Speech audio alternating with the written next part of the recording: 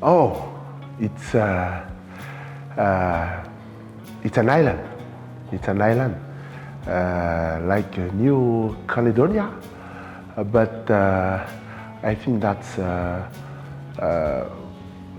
we have a lot of lessons to learn from Aruba story.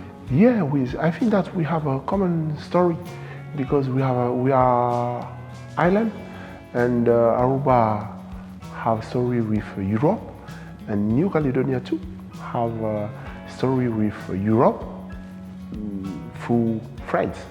And I think that's when I arrived here, the climate is same climate. I saw that the tourism is very developed here in Aruba. It's one thing we do not reach in New Caledonia to develop our tourism.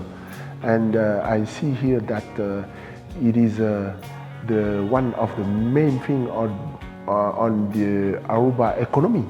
And I think that New Caledonia people, we have to reflect about that and maybe learn how people from Aruba develop their tourism and make people from South America, from United States, from Europe, people from everywhere coming here in Aruba to spend time.